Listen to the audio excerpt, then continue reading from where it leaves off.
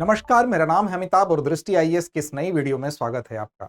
कृषि का समग्र विकास न केवल किसानों के जीवन स्तर के लिए बल्कि खाद्य सुरक्षा, पूरे देश की प्रगति और समृद्धि के लिए भी आवश्यक है। यह सिर्फ उद्योगों के लिए कच्चे माल का स्रोत ही नहीं बल्कि हमारी संस्कृति का एक महत्वपूर्ण हिस्सा भी है। इस लिहाज से भी इसका महत्व है। अब ऐसे में भारत में जब जब चुनाव होते हैं तो किसानों और कृषि की समस्याओं को हमेशा ध्यान में रखा जाता है, हमेशा उनकी बात होती है। विगत कुछ वर्षों पूर्व से किसानों की समस्या को लेकर हमेशा चुनाव में जोर शोर से बातें होती रहीं, लेकिन इस बार के आम चुनाव में देखने को मिला कि बेरोजगारी और महंगाई के आवाज के बीच ये आवाज कहीं दब गई। अब क्या इसके पीछे सिर्फ यही कारण है या किसानों की समस्याओं या कृषि संकट में कमी आई है?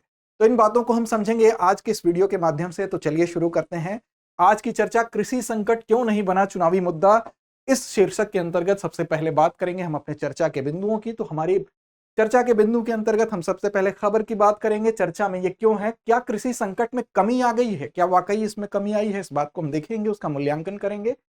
और साथ ही साथ वर्तमान सरकार के 10 वर्ष और इससे पूर्व की सरकार के 10 वर्ष के कार्यकाल की थोड़ी सी हम तुलना भी देखेंगे। इसके बाद अलावा अंत में एक अभ्यास प्रश्न होगा जिसकी जिम्मेदारी हमेशा की तरह आपकी होगी। सामान्य अध्ययन के प्रश्न पत्र 3 के लिहाज से यह संदर्भ आपके लिए महत्वपूर्ण है।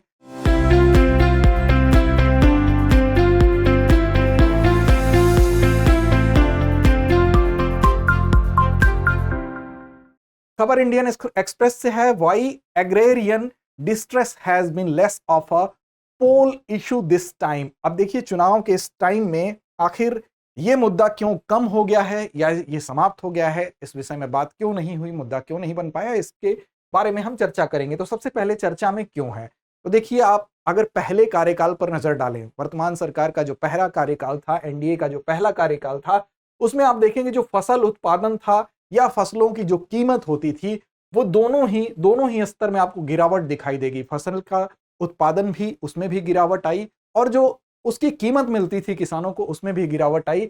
इसका परिणाम ये हुआ कि दूसरे कार्यकाल तक आते आते इससे कुछ असंतोष पनपा और कृषि सुधार कानून को लेके जब बात होने लगी, सरकार के द्वारा कृषि सुधार कानून लाया गया। उसके बाद पंजाब हरियाणा के किसानों द्वारा इसका विरोध सामने आया, काफी मुखर इसका विरोध किया गया। एमएसपी पर कानून की मांग भी की गई कि जो न्यूनतम समर्थन मूल्य है अर्थात एमएसपी है, उस पर एक कानून लाया जाए। ये विरोध अब आप देखेंगे और मुखर होता है और उसका परिणाम ये होता है कि जो सत्तारूढ़ पार्टी होती है उसको नुकसान उठाना पड़ता है 4 राज्यों की विधानसभा चुनाव में। और आप देखेंगे कि गुजरात, मध्य प्रदेश, छत्तीसगढ़ और राजस्थान में ये चुनाव परिणामों को भी प्रभावित करता है। और इसके बाद आप देखेंगे इसका कारण अगर क्या था मूल में, तो फसलों की कम कीमत और किसानों में असंतोष ही इसका मूल कारण था। तो ऐसे में अगर किसानों का असंतोष इतने बड़े चुनाव को प्रभावित करता है तो इस बार यह मुद्दा क्यों नहीं बन पाया, यह प्रश्न उठता है। इसी की वजह से आज हम इसकी चर्चा लेकर सामने आए हैं। तो देखिए, क्या कृषि संकट में आई है कमी? अब सवाल यह उठता है कि अगर कोई इतना बड़ा मुद्दा जो पिछले कुछ वर्षों पूर्व ही हुए चुनाव में, जो राज्य स्तरीय चुनाव हैं, उनमें अगर ये इतने बड़े परिवर्तन को उसका कारण बनता है, तो इस समय लोकसभा जो चुनाव हुए थे उसमें इसकी बात क्यों नहीं हो रही थी? तो देखिए, हम आंकड़ों के आधार पर बात करेंगे।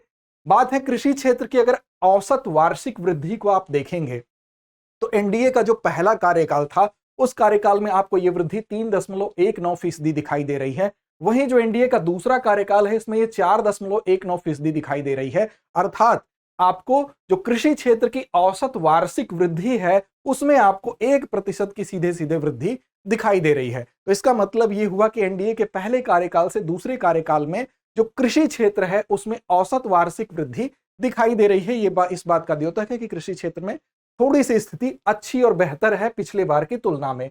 अब इसके कारणों पर अगर एक बार नजर डालें तो इसके पीछे कुछ कारण है। कारण क्या है? एक बहुत बड़ा वजह है, बड़ी वजह है बारिश की विफलता।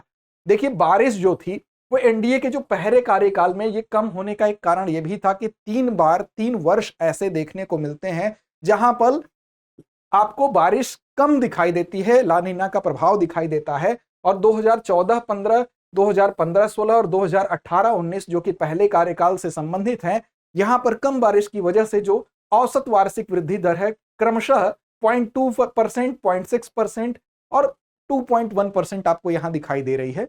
और यही अगर दूसरे कार्यकाल की बात करें तो एनडीए 2 में आप देखेंगे केवल एक वर्ष ही ऐसा था 2023-24 जो इस प्रकार की कम बारिश से प्रभावित था, जहां की 1.2% औसत वार्षिक वृद्धि दर यानी कम वृद्धि दर दिखाई देती है।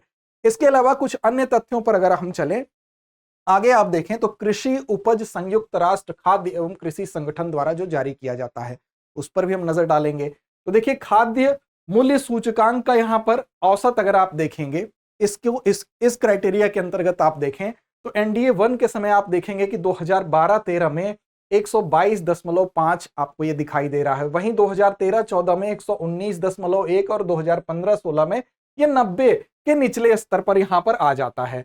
तो देखिए खाद्य मूल्य सूचकांक जो कि एफएओ ने जारी किया था उसके ये आंकड़े हैं, और वहीं एनडीए 2 अर्थात दूसरे कार्यकाल में जब आप देखेंगे तो इसमें क्रमशः आपको वृद्धि दिखाई देगी 133.2 140.8 ये आपको खाद्य मूल्य सूचकांक का औसत यहां दर्शा रहा है। ये इस ग्राफ में आप देख सकते हैं कि यहां पर गिरावट दर्ज की जा रही है और यहां पर फिर इसमें दूसरे कार्यकाल में आपको ये ऊपर उठता दिखाई देगा। कृषि निर्यात की अगर बात करें तो एनडीए 1 के कार्यकाल में 2013-14 में आप देखेंगे और 2019-20 के बीच में ये 43.3 बिलियन डॉलर से गिरकर 35.6 बिलियन डॉलर अर्थात निर्यात काफी कम हुआ, ये प्रभावित हुआ, नीचे आया। वहीं एनडीए 2 के आप कार्यकाल में देखेंगे तो 2021-22 में 50.2 बिलियन डॉलर और 2022-23 में 53.2 बिलियन डॉलर अर्थात ये काफी ऊपर जाता है, निर्यात में भी वृद्धि आपको दिखाई दे रही है। अब देखिए थोक मूल्य सूचकांक की अगर बात करें, इसके वार्षिक औसत वृद्धि को देखें थोक मूल्य सूचकांक के आधार पर, तो एनडीए 2 में एनडीए 1 की तुलना में आपको दुगनी यहां पर वृद्धि दिखाई देगी, लगभग 6% यहां पर थोक मूल्य सूचकांक की औसत वार्षिक वृद्धि भी दिखाई दे रही है। अब निष्कर्ष क्या निकलता है? निष्कर्ष ये निकलता है कि आप एनडीए 1 की तुलना में एनडीए 2 में आप देखेंगे तो यहां पर उत्पादन भी बेहतर हुआ है, प्रोडक्शन भी बेहतर हुआ है, साथ ही साथ बेहतर मूल्य प्राप्ति भी किसानों को हुई है। तो किसानों के तरफ से जो असंतोष है कहीं ना कहीं उसमें थोड़ी कमी होना स्वाभाविक है।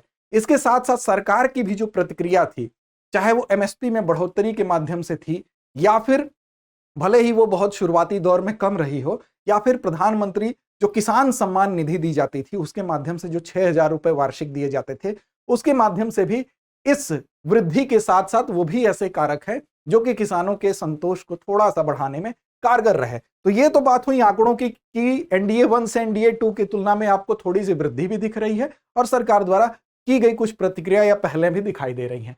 लेकिन अब हम तुलना करें अगर पिछली सरकार और वर्तमान सरकार के 10 वर्षीय कार्यकाल में, क्योंकि 10 वर्ष पिछली सरकार ने भी कार्य किया, 10 वर्ष इस सरकार ने भी कार्य किया, तो जब उनकी तुलना करते हैं तो यहां देखिए एक और चीज उभर के सामने आती है कि कृषि क्षेत्र की औसत वार्षिक वृद्धि, औसत वृद्धि दर जो है वो देखिए एनडीए की अगर बात करें, हम दोनों के 10 वर्ष के कार्यकाल की अगर बात कर रहे हैं तो आपको 3.7% दिखाई दे रहा है, जिसमें कि पशु आधारित कृषि विकास यहां पर ज्यादा है, उसका रोल ज्यादा है।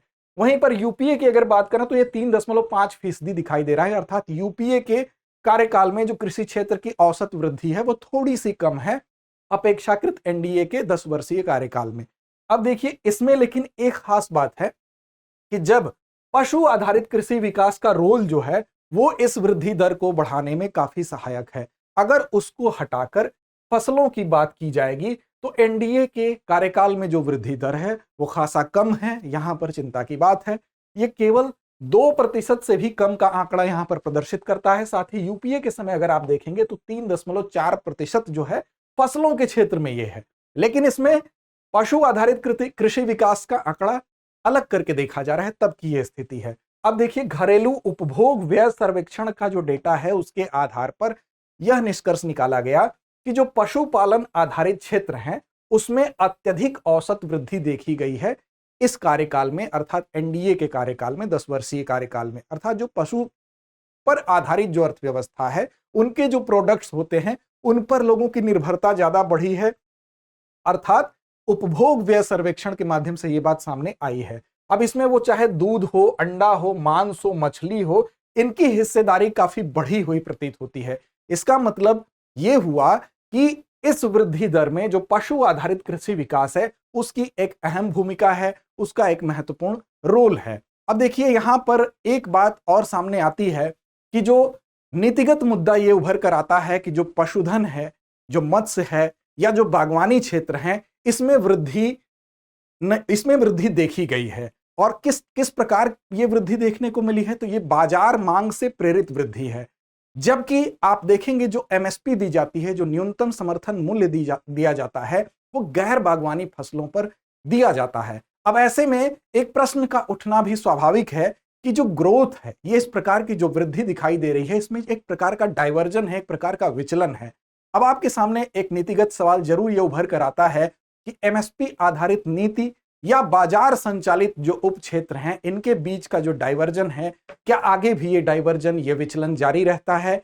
अगर है, जारी रहता है, तो कृषि के लिए इसके क्या मायने हो सकते हैं, इसका क्या निहितार्थ हो सकता है, और क्या यह कृषि क्षेत्र में एक बड़े बदलाव की तरफ संकेत करता है, और क्या ये आने वाली जो कृषि नीति है उसके संदर्भ में भी एक बड़ा प्रश्न छोड़ जाता है?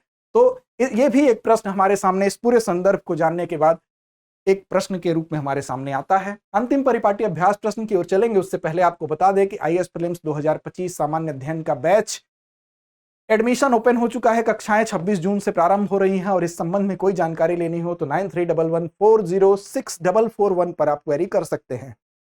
अंत में हमारी परिपाटी अभ्यास प्रश्न की होती है। आज का अभ्यास प्रश्न आपके लिए है कि भारत में एमएसपी की घोषणा किसके सुझाव पर की जाती है? ऑप्शन है कृषि मंत्रालय, भारतीय कृषि अनुसंधान परिषद, कृषि लागत और मूल्य आयोग या नीति आयोग। तो उम्मीद है आप सही और सटीक जवाब जरूर देंगे। लड़ते रहें, अपने लक्ष्य की ओर बढ़ते रहें। डियर व्यूअर्स, अपने एग्जाम की तैयारी को और बेहतर करने के लिए हमारे चैनल को लाइक, शेयर और सब्सक्राइब करना न भूलें।